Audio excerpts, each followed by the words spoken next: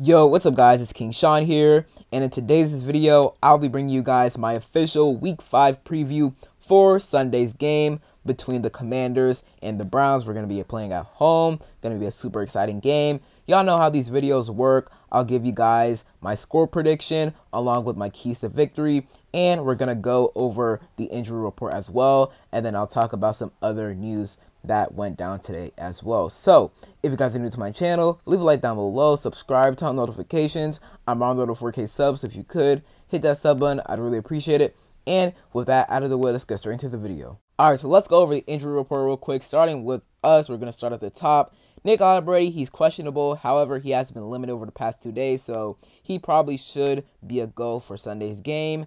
Noah Brown, he is out for Sunday's game, which is a pretty big loss right there because over the past 3 games, he has made some really nice catches against the Giants, Bengals, and Cardinals. He's been a key contributor to this offense, and him being out does suck. And the Browns have really good DBs, Denzel Ward, Martin Emerson, Greg Newsome. So, Noah Brown, man, we were going to need him, and it sucks that he's out. Hopefully, he can return next week against the Ravens, but we shall see. So now it's up to a guy like Luke McCaffrey to step up, and Luke McCaffrey, he's been pretty solid this season.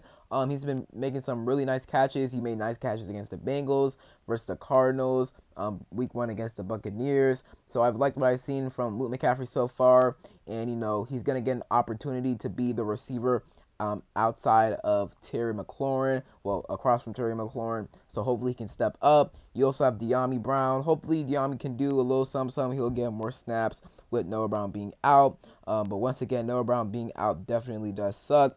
Percy Butler, groin injury, he's questionable, was limited all week, so he will probably play. Austin Ekeler, clear concussion protocol. He was full for the past 2 days. He will be playing on Sunday. That is amazing. Cleveland Farrell, he did not practice today after being a limited participant yesterday. So that knee injury, he's missed the past 3 games, including this upcoming game against the Browns. So that does suck. Cleveland Farrell, he has 2 sacks on the season. He's been pretty solid, and it just sucks that he's missed the past 3 games, which includes this game. So hopefully he can be back soon, but the question is when, because he's missed a good amount of time now. Emmanuel Forbes, he's good to go. Dominic Hampton, he's good to go. Jordan McGee and Efe Obada, although they were full participants the whole week, they will not be playing most likely. They are both doubtful. So this basically just tells me that they wanted to ramp these guys up for the first week of them opening the window, and then next week against the Ravens, they'll probably play. So I feel like Efe Obada can provide a little spark to this pass rush, which hasn't been amazing. It was pretty good against the Cardinals, but we need better. So Efe Obada coming back is really good. As for Jordan McGee, probably wasn't going to get a lot of defensive snaps anyways, but probably a lot of work on special teams. So it'll be good to see him back whenever he's back. And then Quan Martin, he's good to go. Marcus Mariota, he's questionable, but he'll probably play. He's not going to play, but he's going to be the backup to Jaden. So there's that. Johnny Newton, he's going to play. Tyler Owens, he's questionable after not practicing today, so he's probably not going to play since he didn't practice today. And then finally, Brian Robinson, after not practicing on Wednesday or Thursday, he did practice today, which is really good in a limited basis, and he even tweeted the thumbs up emoji and told the media in the locker room today that he feels good compared to Thursday and Wednesday. And Dan Quinn said in his press conference as well that Brian Robinson, he's been trending really nicely. He is on direction to playing on Sunday, but they are going to take it up to game day, and whether or not he will play will be determined before inactives are announced. But if I had to guess, B-Rob will probably play on Sunday, which is huge. And then moving on to the Browns, they're going to make the Browns quick. Nick Chubb, he is out. Nyheim Hines, DeJuan Jones is actually going to play, but Nyheim Hines and then James Hudson, they are out. David Njoku, he is questionable. He was limited today, so we'll see if he plays. He didn't practice on a Thursday, but he was limited today, so we'll see if he plays. Jedrick Wills and Jack Conklin, they are both questionable. If I had to guess, they're probably going to play. They were limited all week. Well, actually, they didn't practice on Wednesday, but they were limited on Thursday and Friday, which was today. So if I had to guess, the Browns are probably going to be getting their starting tackles back, which sucks for us, but good for them, obviously. Maybe they won't play, though, so We'll see, but they're probably going to be back if I had to guess. And then Alex Wright, he is out for the Browns. So that's all the notable names. Myles Garrett, as we all predicted, he's going to play. I mean, they just didn't want to put in a heavy load on him this week. He's going to play. And then Jordan Hicks, he is out with the ribs, elbow, and triceps injury. So that is it for the injury report. All right, key to victory number 1, protect Jayden Daniels. The O-line has done a really good job so far this season. They were awesome against the Cardinals last week, man.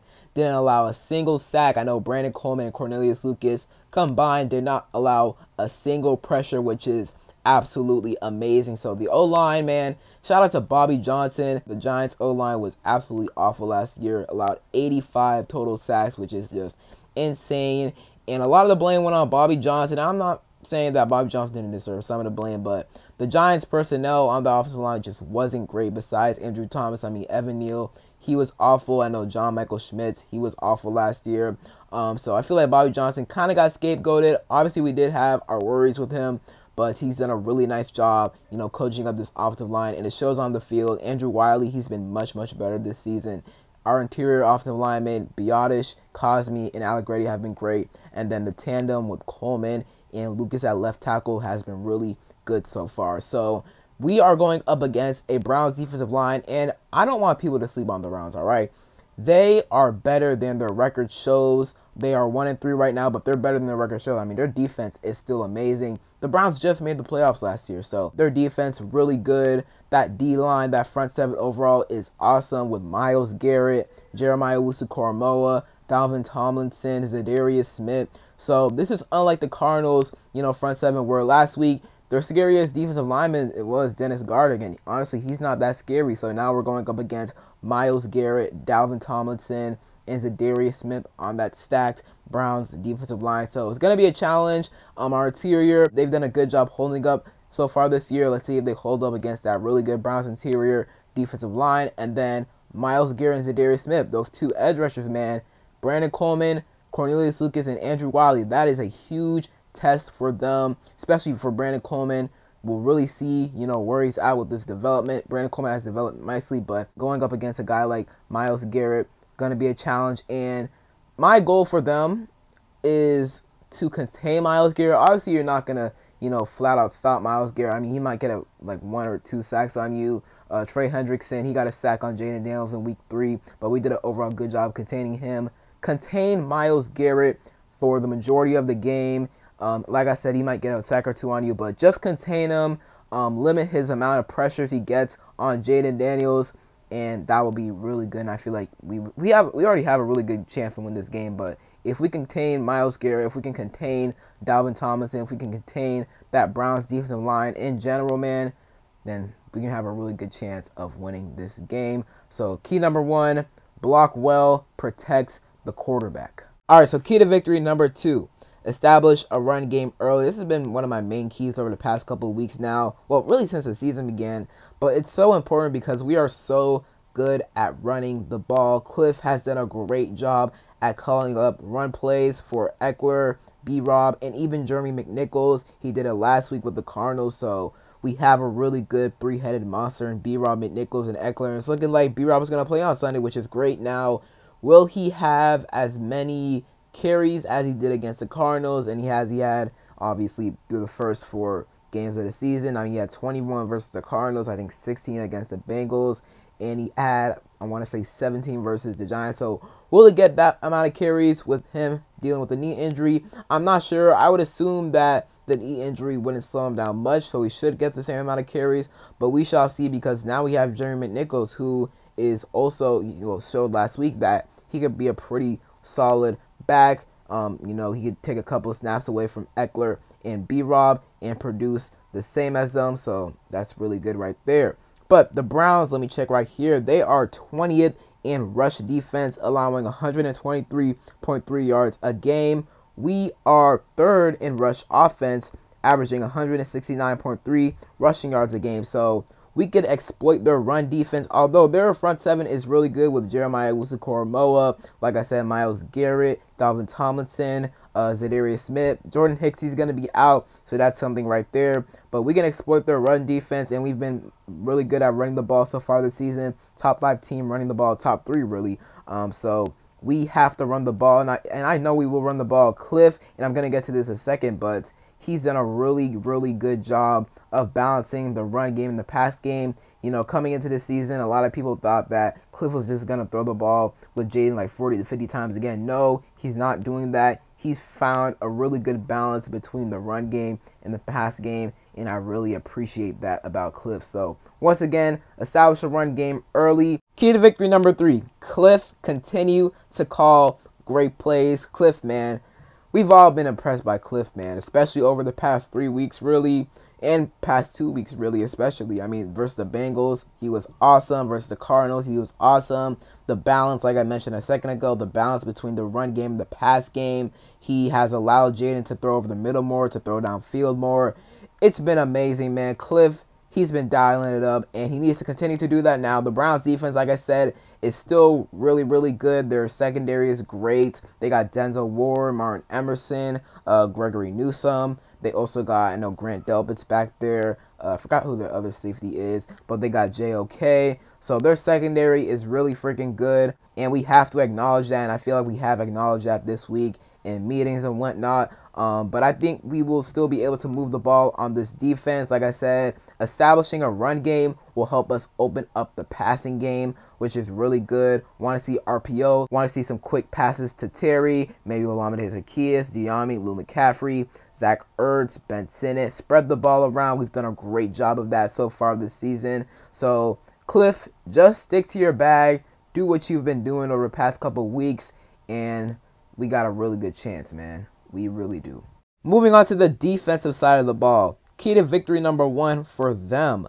Pressure Deshaun Watson. The Browns' offensive line has struggled very much so this season. It's been bad for them. I know Jack Conklin hasn't played yet this season. He might make his return this Sunday against us, which, I mean, I feel like whenever an injured player sees Washington next up on their schedule, they magically be getting healed. Like with T. Higgins 2 weeks ago, man, it's like when he saw Washington next up, he magically got healed. Like, it's insane, bro.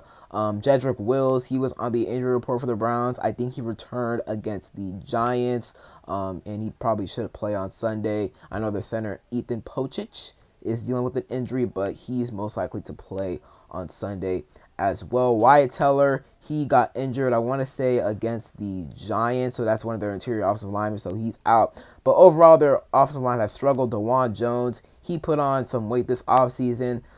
He's basically a turntable. I mean, he's pretty slow. His weight has definitely affected him. So we need to take advantage of that weak Browns offensive line, that O-line that has been struggling so far this season. We took advantage of the Cardinals offensive line last week. Their offensive line isn't terrible, but isn't the greatest. We got lots of pressure on Kyler Murray, kept him in the pocket, got 4 sacks on him. Dorrance Armstrong, he was really good. Deron Payne, John Allen, they both had a sack. Well, I think Payne had a half a sack, but John Allen had a full sack. Frankie Louvu and Bobby Wagner also had half a sacks. So we got really nice pressure on Kyler Murray last week. Now with Deshaun Watson, we can get pressure on him too, but he's super slippery, but he's pretty slippery. Like, he can break a tackle or two, and I feel like Deshaun Watson from the pocket, he's alright, but when you let Deshaun Watson get outside of the pocket, that's when he can be deadly, man. That's definitely when he can be deadly. So, like I said, he's pretty slippery. He can get out the pocket. So, we got to make sure to get pressure on him, but at the same time, keep him in the pocket. And that's how we can get sacks on him. And that's how Deshaun Watson himself can make mistakes. So, key to victory number 1, get pressure on Watson. Key to victory number 2 for the defense. Stop the run. I cannot stress that enough, man. Our run defense has been really bad, and if you just look at the stats, it's been bad, but I think we're ranked like somewhere in the 20s, like mid-20s or high 20s.